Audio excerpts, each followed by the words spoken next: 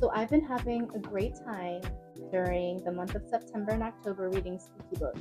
So I wanted to share the ones that I loved the most. Yes, I know that it's late October, but I'm still deep in spooky season. Look at my nails. They're spooky. I am deep in the spooky season. The first book that I want to recommend is a book called Northwoods, and the cover looks cozy, comfy, because there's this little cougar on there.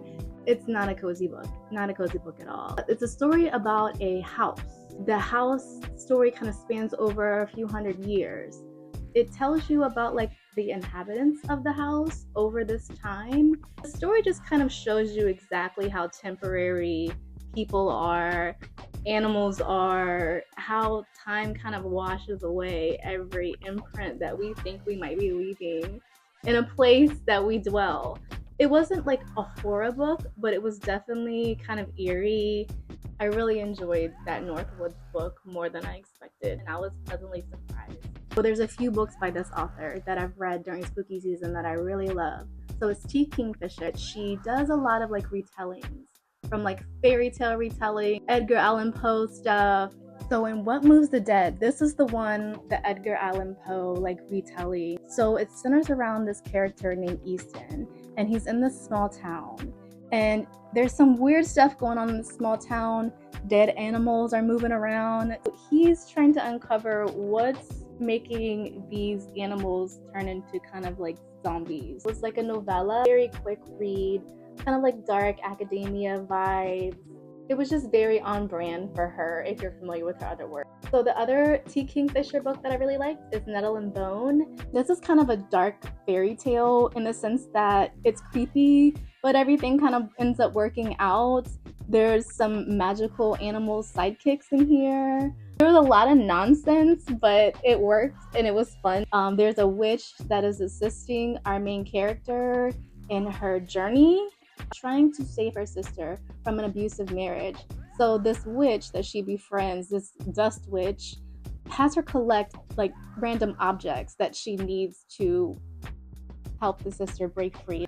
Not extremely horrifying, not gonna keep you up at night, but it was a really good Halloween read. So most recently, I've read from T. Kingfisher, Sorcereress Comes to Call, and I think that's her newest one. In Sorcereress Comes to Call, we meet a young girl, and she's giving off very like abused child vibes, kind of. And her mom, like there's something off with her mom. Her mom's pretty evil feeling, but we don't know why yet. We uncover all of that as you read on. You figure out what's going on with the little girl and exactly why she's afraid of the mom and like what the mom is capable of. It was kind of funny too, like some of it had me chuckling. Maybe I just have a really dark sense of humor, but this again wasn't something that was going to keep me up at night. It was just a lot of fun to read.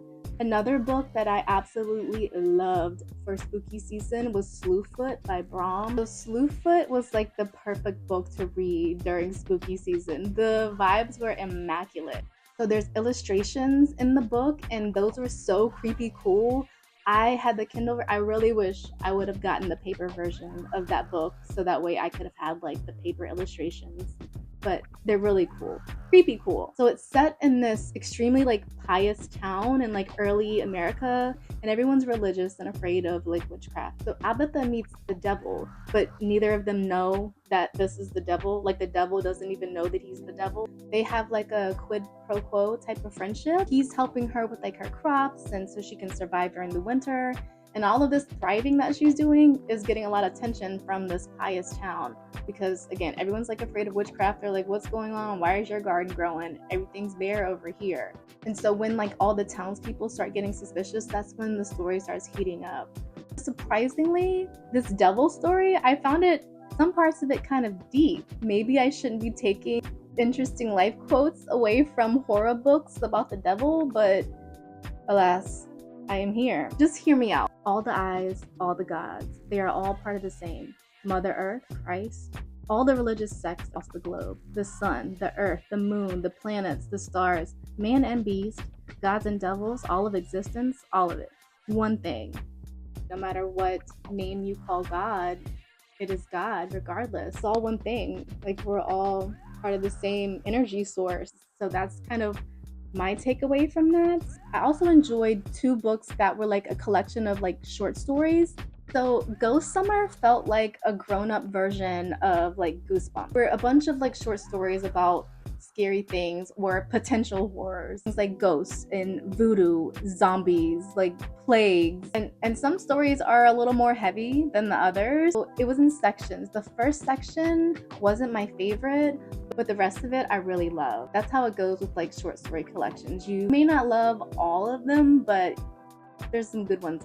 So the other collection of short stories, it's a collection of like indigenous Native American stories, and it's called Never Whistle at Night. This book was wild. I couldn't read it in like one full sitting. I had to like come back to it because it was creeping me out. It wasn't like jarring horrific, but it was just like, ugh. Some of the stories are like extremely dark and gruesome, so just proceed with caution. There's like ghost stories, there's stories about mental health things, stories about people getting unalived, essay things. I mean, it was just all disturbing or just wild in some way. And I can't say I had a great time in that world, but I guess it was fun for spooky season. I mean, it was good. It was good horrific.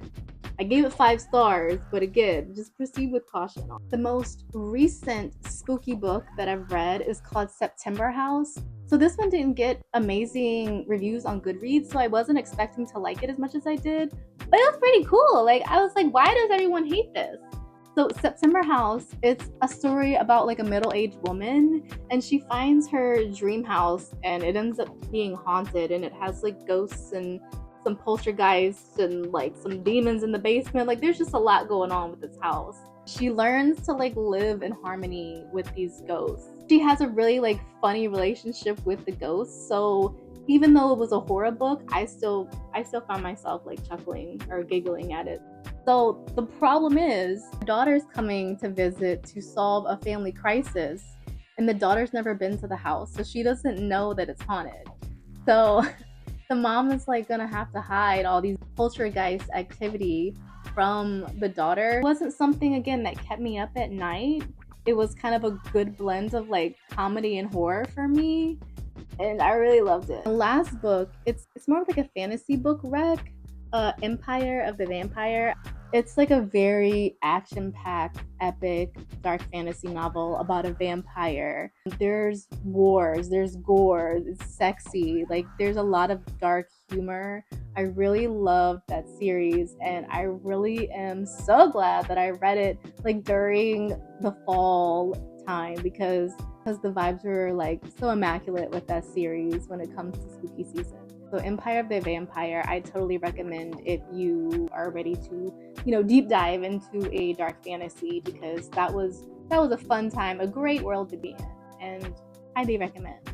I'm currently reading Inkblood Sister Scribe, and it's a witchy book.